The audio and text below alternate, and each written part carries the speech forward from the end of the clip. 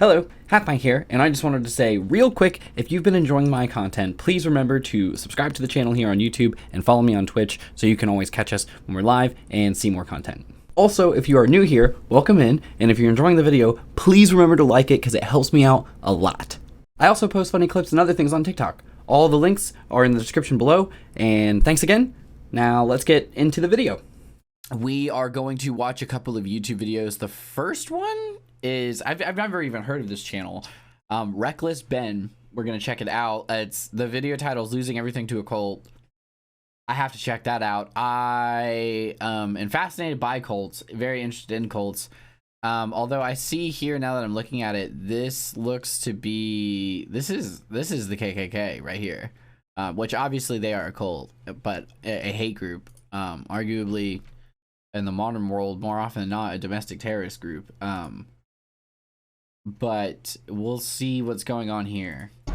For documentary purposes, please don't take this video down, YouTube. Obviously, I don't support this cult. I'm trying to take it down. I don't know why you keep assuming that enough disclaimer. In this video, we're going to cover a thing that all cults have in common, which is zero tolerance to criticism. And in our case, we ran into a girl that disagreed with them. I don't really trust the body of Messiah. And her punishment was first they took her money, her house, her cell phone, everything, and then they sent her out on the streets to die. I'm not even exaggerating. I have nowhere to go. Okay, I don't know about showing footage of a random person without a home though. That was a little weird. I mean, I'll just die. But all of this started when we first met Rachel, and we actually got along pretty well together. She could relate to Danny through surfing. Why'd you stop surfing and skiing? Because I found a community. But honestly, I think she just liked me because I was the best mopper in the entire cult. But eventually we get to a point in our storyline where she disagrees with something the cult taught her. Hold on. Let me go take care of my dog. Alright, she's all good now. Someone was just coming in the house, so she was freaking out for a moment. I'm upset because I don't really trust the body of Messiah. But come on, they literally taught us last night that black people have to be slaves to white people and all the Jews deserve to die in the Holocaust. Were you not expecting people to question this? What is the cult? What is the cult? What is the cult? Hey guys, wait, crazy how they just so deeply brainwashed. Wait, what the fuck? I mean, YouTube even took my video down where I exposed your beliefs on these things. But this girl just brings up, very politely actually, that she doesn't know if she can trust everything you're saying. But asking questions is the worst thing you can do in a place like this. So now she's getting the ultimate punishment first. They took Yeah, the problem is, like, if one person starts asking questions, it can inspire other people to ask questions and really break down the thing. And like a big thing with cults is redefining a person, but also redefining their worldview, which requires having a lot of control over the person and the person being really susceptible to being controlled. So a big part of them is oftentimes getting rid of your name, shedding your name, picking a new name, or being given a name that you now will become they will shape you to identify more with this name and this person they've defined that name as, to shift you further and further away from who you are or who you were, you know, your actual person.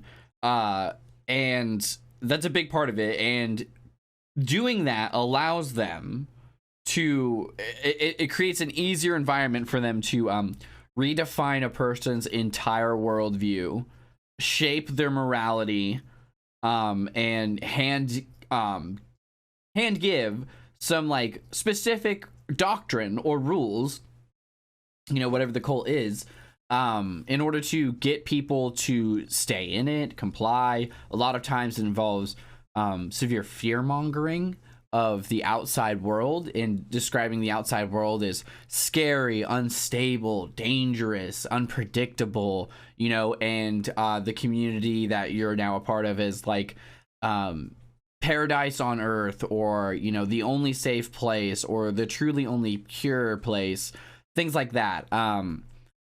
And all of this contributes to, you know, keeping everyone in line and everyone there. So if one person starts questioning the doctrine out loud, it creates an environment where people are less afraid to ask questions. you know, closer to what we actually have in a free world, or at least a free speech world. And when more people start asking questions, it creates the opportunity for alternative points of view, alternative doctrine, or just rebellion to modern doctrine. It creates space for those things to develop and, you know, happen and thrive. And as a cult, that's like the one thing you literally can't risk if you want to keep your cult, right? You need your members. So you have to keep them in line, so to speak.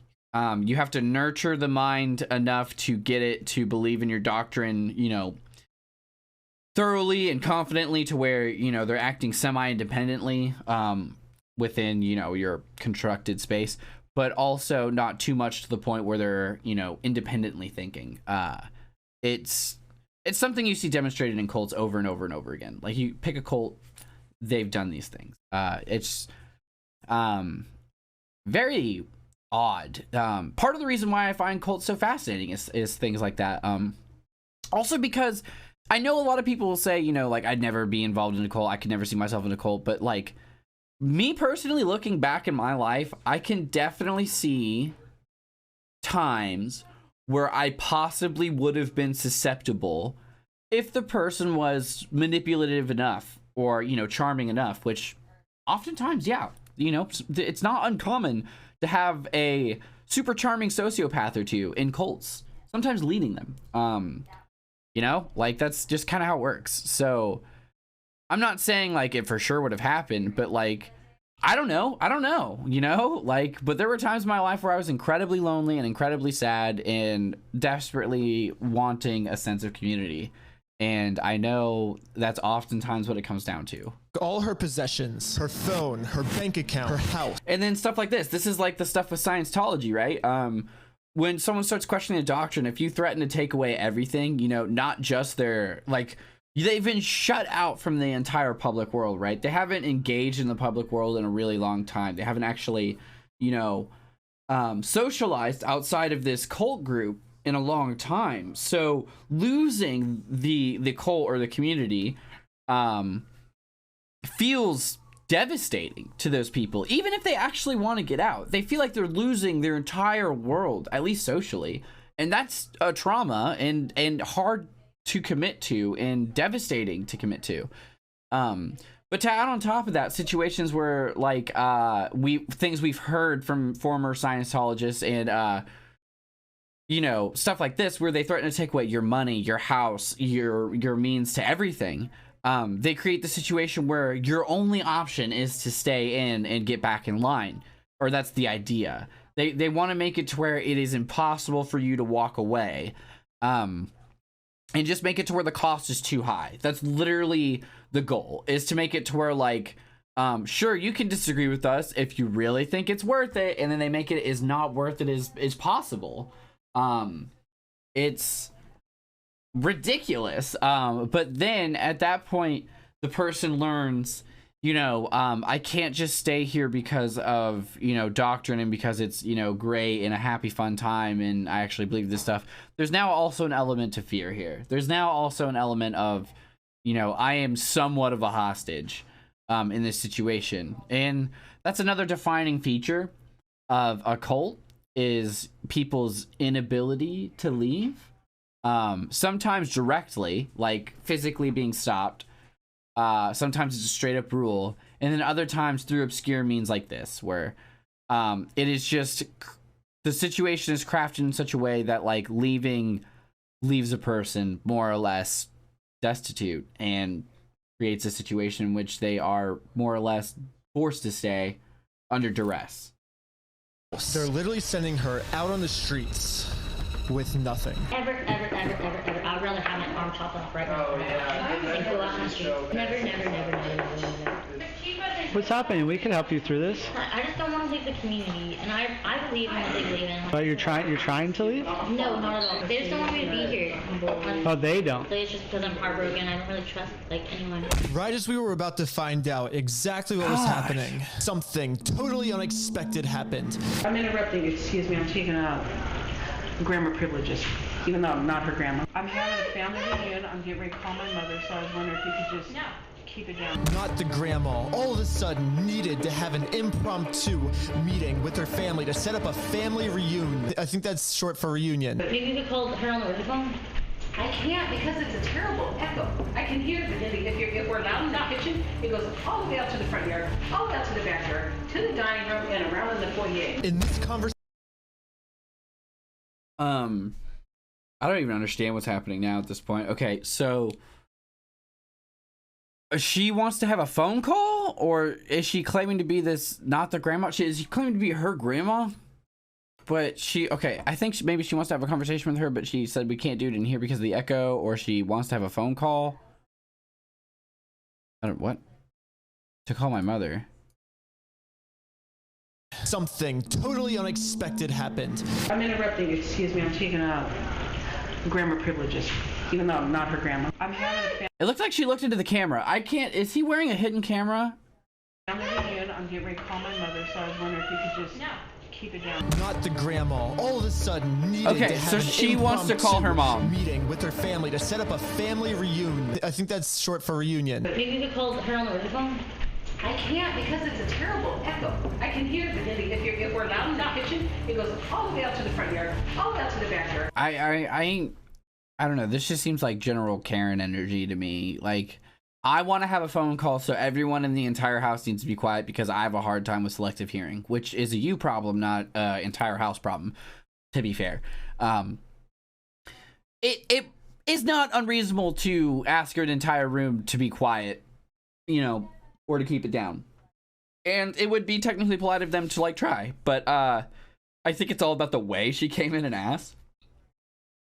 She was just like, excuse me, this entire room needs to shut the fuck up because I'm calling my mom about our family reunion. I'm invoking grandma privileges even though I'm not a grandma. I don't know what that means. That might be some cult terminology for them. Like, they might have like a ranking system based off of, you know, patriarchal/matriarchal titles, and maybe she's like claiming the rank grandma even though she hasn't achieved rank grandma. I don't know how their XP system works. I don't know, you know, what side quest she's accomplished yet. I have no idea. But regardless, the energy she brought in to this room for, like, you know, shut the fuck up with your heartbroken crisis in here, I'm calling my mom, that was rude as fuck. Yeah, this lady's clearly having a bad day. Like, the way she's sitting, she looks like she's feeling a lot of shame and just, like, unsure of herself right now and just stress. And she's, like, trying to share that with someone. I don't even necessarily know if she's in a safe place to share things. I hope she is, but, like, I don't know. Hopefully this guy actually achieves something in taking down this cult or something, because, like, holy fuck, this is really not okay. This is also the type of thing, like, they take advantage of people like that. You know, people, not just in those situations, but that's a big thing. Like, people who, like I was saying, when I was at a point in my life when I was really lonely, desperate for a sense of community, it's times like that when they prey on people, you know? She was feeling really heartbroken maybe before this. I don't know that, but I kind of got that vibe. Something about her phrasing.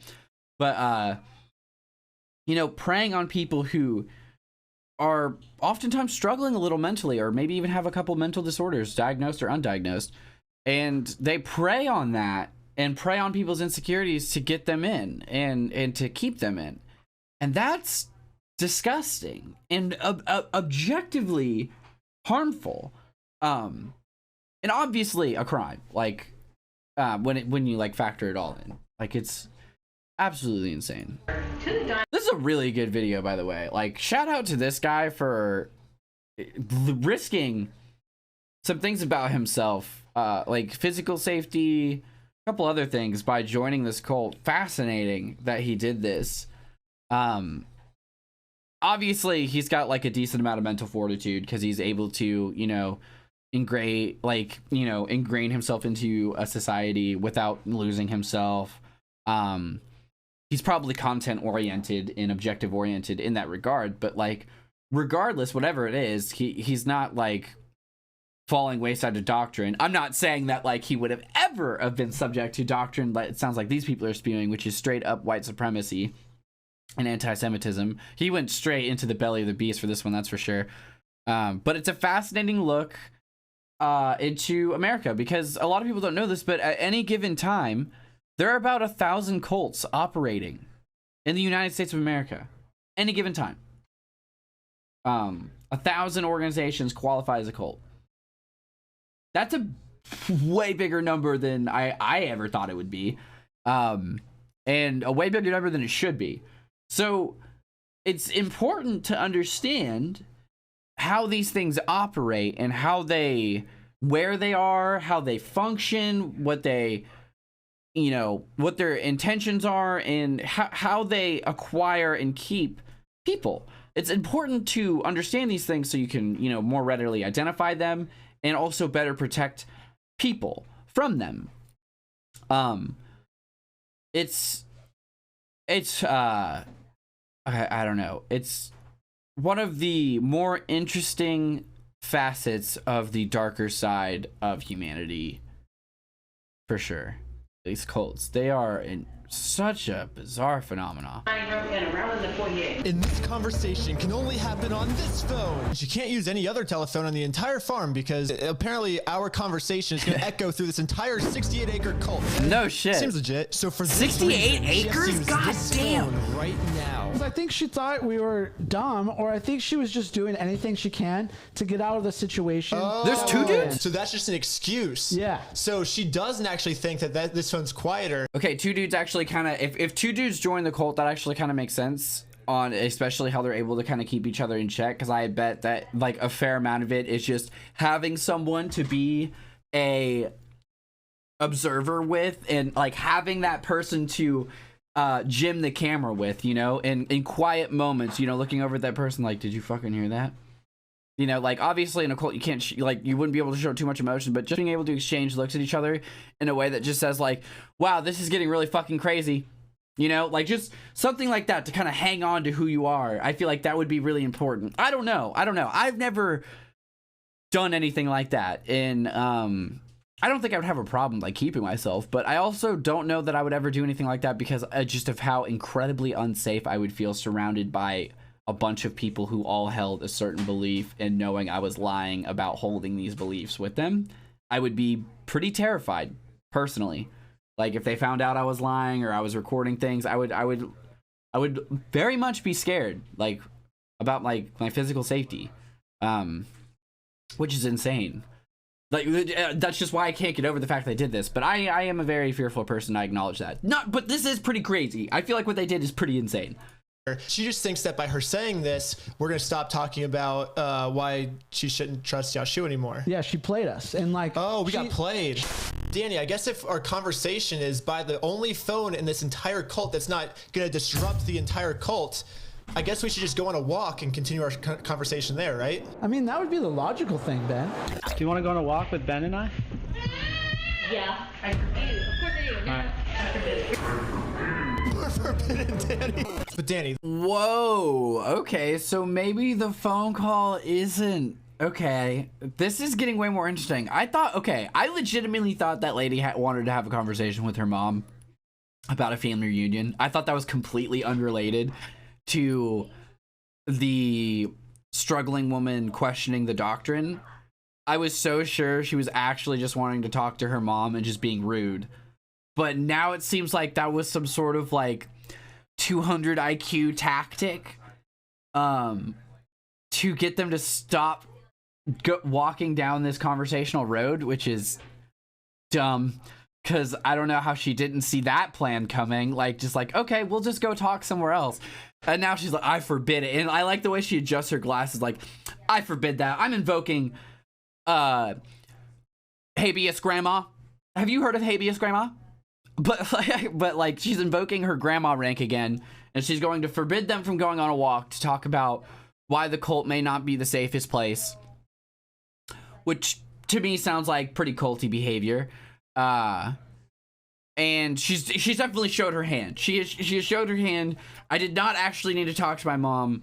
I just need to stomp out this conversation. So now, the gloves are off, the mask is off, they know what's up, and things are heating up.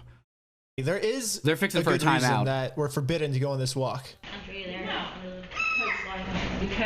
I need to talk to her about a medical issue, and it's a personal thing. And right before we get the chance to go on our walk, all of a sudden there's a medical issue. It's kind of weird she said medical issue when they don't believe in medicine. Yeah, they don't even. What? Yeah. Medical. Like, okay, well, That's a good point, Danny. Right? Yeah, they don't use medicine here. it's kind of weird. Like, honestly, she should have used a different word. That just doesn't make sense. Why don't they believe in medicine? That's really not good. That's really not good. That's really not good. Oh, God.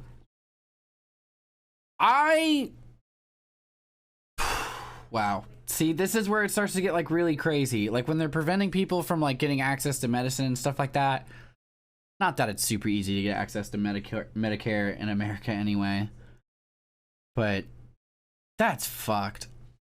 That is so fucked. I mean, obviously a lot of what they're doing is fucked. And if half of what they said about the doctrine this place is pushing is true so far, then like not letting people get medicine is kind of unfortunately lower on the list of problems here. My head, I've had a traumatic brain injury before. If you're afraid of the fire, I think Recon here's a really concussions. good place to And be, right? It's not all about They won't that. let me Right now it's all hear it about unless Yeah. it's like I need medication. help.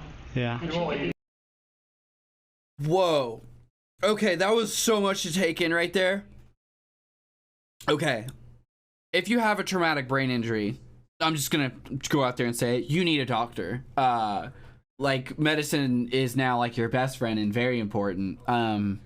So like, okay, 1, 2, if you have a traumatic brain injury and these people took advantage of you, that is so fucking disgusting. And if like obviously they're contributing to keep control of this person, especially if they're denying them medicine, like that is so outrageously disgusting, and speaks to another thing that some cults also often do is sometimes what they'll do is like keep people working a lot and feeding them just enough or like not like super nutritional things, and this keeps them in a somewhat kind of delirious state, or like a like you're able to think less. Basically they're a little malnourished, which when you start to get a little malnourished, the first thing that really breaks down is your prefrontal cortex in your brain, which is used for critical thought, running scenarios, things like that, and also looking at things from other perspectives. This is key. The ability to see things from multiple perspectives comes from the prefrontal lateral cortex. So if you can get people malnourished, you can break that down, and people start to lose the ability to think as clear. This is a huge part of it. Obviously, they need to do that even less with someone who suffers from a traumatic brain injury from sustaining multiple concussions. And that's like, it's disgusting to starve people for the sake of keeping them, you know, manageable and brainwashed. It's even more disgusting to prey on someone with a traumatic brain injury in my, like, that's so fucking gross. And I don't know. I don't know if this is like part of the cult or part of her when it comes to the whole, like, you know, she thinks everything's about her, but everything's about me right now. Like, that's a crazy statement, just by itself. But again, traumatic brain injury. So I don't even know if that's true. Just, like I said, there was so much happened in that, like, just a few sentences. She's like, she can either be a friend to me. Like, the manipulation in the language is very strong. The control grabbing in the language is very strong. It's insane to see, like, the way some of this stuff operates. in my brain. Yeah. Because she's a very kind, compassionate woman. Yeah. Oh, I guess what's happening to this girl doesn't even matter. And then she starts to manipulate. Like, look at that. Look at that level of manipulate. Like, because she's a very kind, compassionate woman. And she says it with a smirk, like she knows what she's doing, dude. Like, because now she's created this situation, so to speak, where she's painted this woman as a good person, a kind, compassionate woman, so long as she agrees to help her. Maybe that's important in their community. Like, she's trying to pressure her into dropping what she's saying to come aid her out of fear of outside perception, which is huge in cults, right? The perception of the group towards you matters so much because it's in-group, out-group psychology ramped up to like its highest degree, but there is only one group. And so you are either in of it or out of it. And so if she can threaten your status and make you feel like you're going to become out-group, you know, by being seen as a unkind or deserting sort of person. Once again, like we were saying earlier, socially your world falls apart, and that's traumatic, and people don't want that to happen. So it creates an immense pressure to stop what you're doing and just go tend to this other thing. God, that is so crazy. Like, I'm wondering if they teach grandma ranks how to do this, or whatever the ranking system is, or if they just are able to identify people who have these skills and kind of elevate them throughout their like inner ranks. Like, I don't know, this is so wild. Matter anymore, because the woman that's not the grandma has had 3 concussions over the time of her life. Okay, I'm not entertaining these ideas anymore. And for some reason, she like expects us to believe this. But if we don't play along, like our cover's blown, you know, and then we get thrown out also. So that was something. Put it on open. You're just in rebellion, pretty much. But we're little manipulators, aren't we?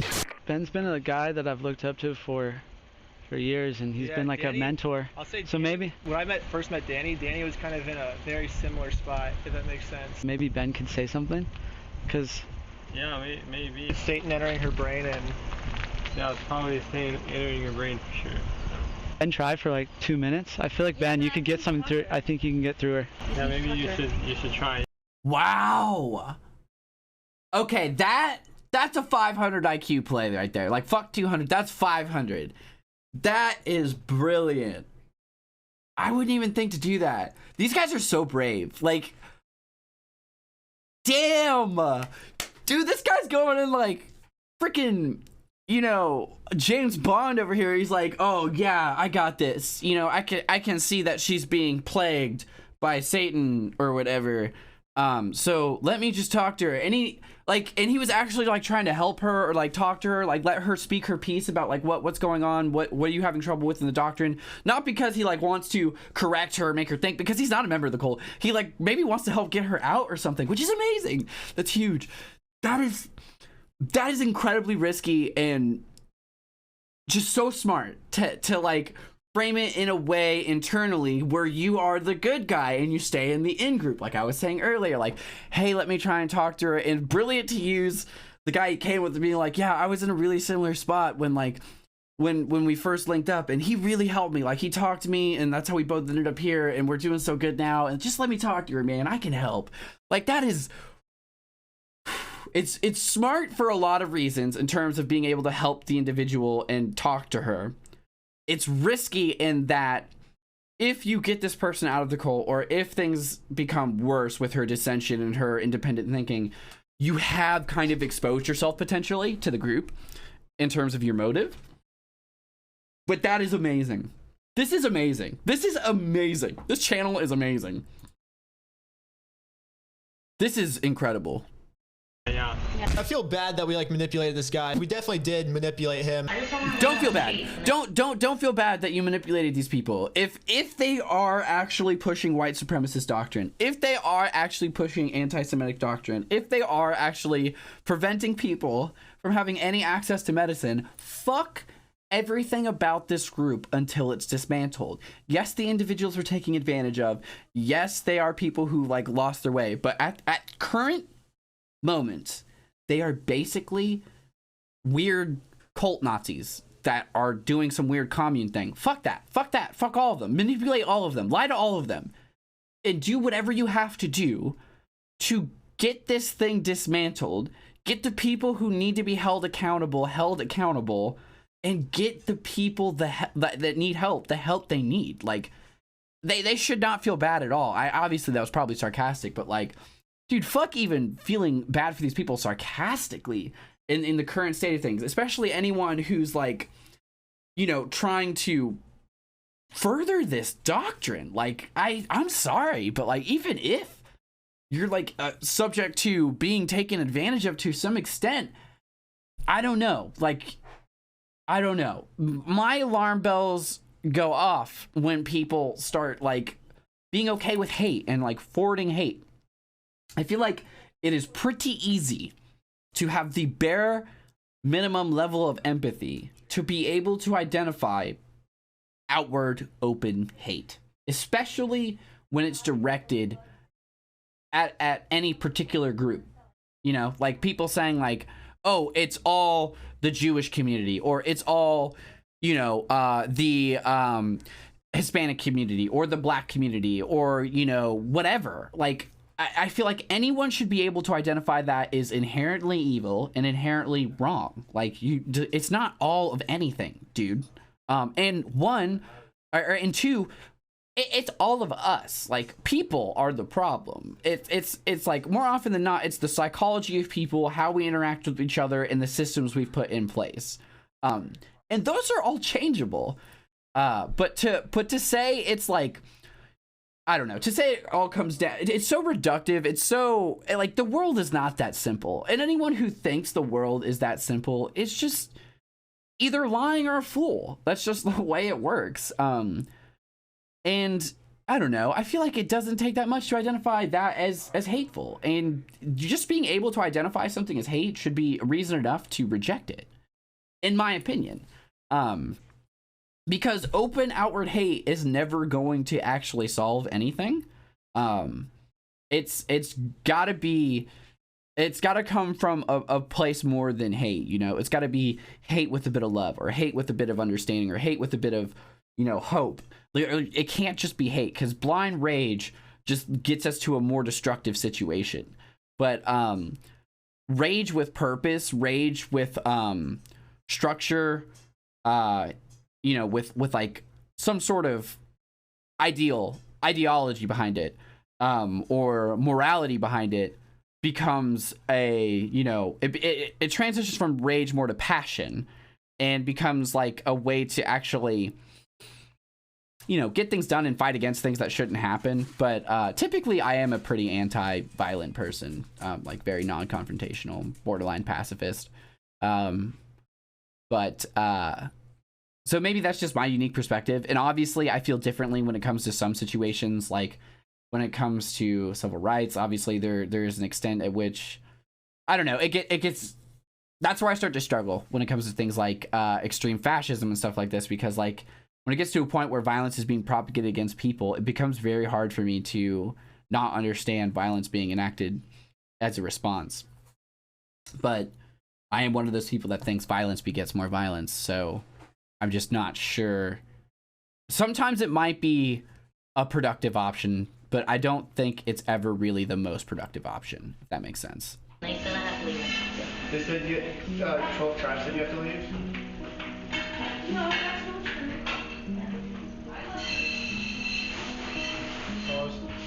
I don't want to leave. I really don't have. It doesn't really matter. I'll go on the street. I'm just scared. I'm scared of going to like a fire duty, and I'm just like very scared. I mean, if this was a rule not to like leave, and I believe in it so wholeheartedly, I think like I'm very scared of going to like fire. All I'm scared about is going to hell. I never thought I was going to Lake Fire Company, and I'm scared. You can see that even though she doesn't trust the community anymore. Oh my god, yeah, she's been religiously traumatized, like, thoroughly.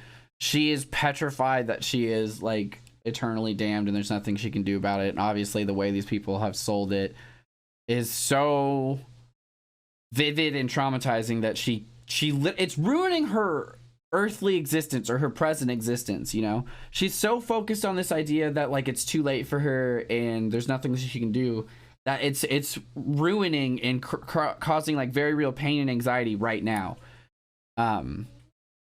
Which is paralyzing, counterproductive, and, you know, obviously when religion gets taken too far. I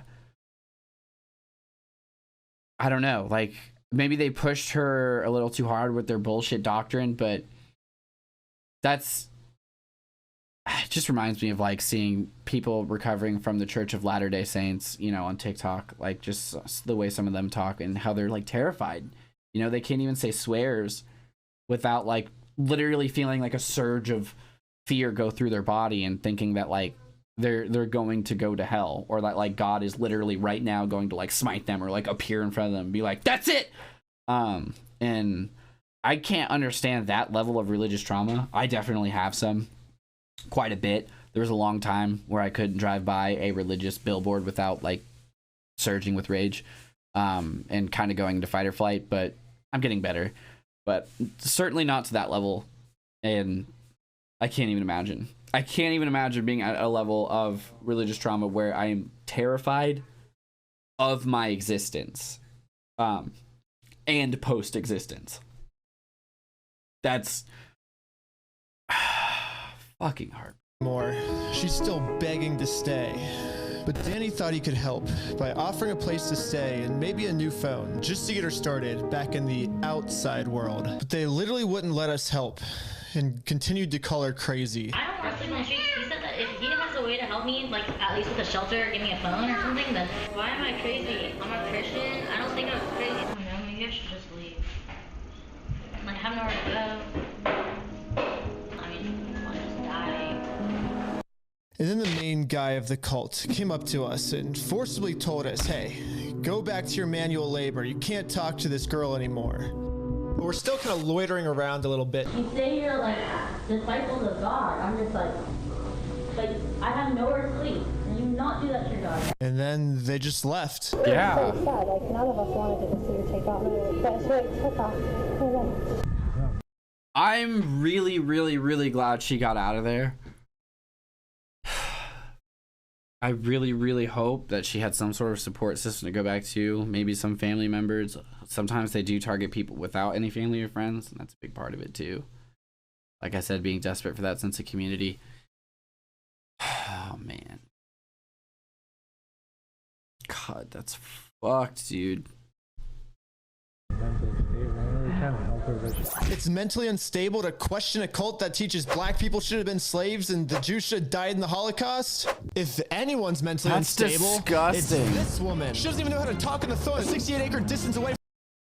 Oh God. Okay, but that woman might actually be mentally unstable. That woman might actually have traumatic brain injuries. I don't know. I didn't spend time with her. They don't seem to believe her. I don't know. I have no way of knowing either way, but like, I don't know. She might actually be mentally unstable, so I don't know how funny this joke is. From a quiet conversation. I know what went down, but you don't actually know what went down, and I won't tell you. Why did you do what you did? Yeah. Because my daddy molested me when I was 17. So it is mentally unstable. But yeah, not. Oh my God. Oh my God. Oh my God. See, that's another thing they do is take advantage of people's traumas, especially the information of it, and they like hold it over people's heads. This is why this stuff I think bothers me so much, because like I struggle with a lot of like mental health issues, and you know, it's so disgusting to me to think that people will like prey on those things for people. I don't know. God damn. Being racist seems to be the biggest symptom of mental illness now, so we're gonna help her by throwing her in the streets to die. By the way, YouTube, that was sarcasm. But the people that just threw her out, don't say it sarcastically. But we just tried to help her. We all love her. I love her so much. Mm-hmm. And want the best for her. They have a weird way of showing that they love this girl. I was just about to say the same thing. She's still alive, like whatever. Is she okay? She wasn't really upset. Oh yeah. Or does she have like a... There was one guy that you could tell was not happy at how she got thrown out. But he's not allowed to admit that this makes him sad, because then he could get thrown out also. I don't know what happened. I have some different like sugar problems and stuff now. It's not just because he threw this girl on the streets to die and now he feels guilty about it. It's because he has low sugar that just happened to kick in at the exact same time that he did that bad action. But Lydia, while she was still alive, asked his wife the same question. I think he was a little stressed when things like that. He like can easily just get this like headache. The wife thinks that, oh, maybe it is because he threw this girl out on the streets. So I went back to him and said, I know what's really going on. Your wife told me. Yeah, your wife told us that you were really stressed out yesterday, and yeah, that happens. But I had some kind of important conversations I needed to have. Did it have anything to do with the mentally ill girl from yesterday, or? No, it doesn't make me like think any differently of you guys or anything. Yeah, we're just trying to help her, you know. This is what happens, you know. Things happen, and it exposes. So this type of thing is like normal for you guys, or? Yeah.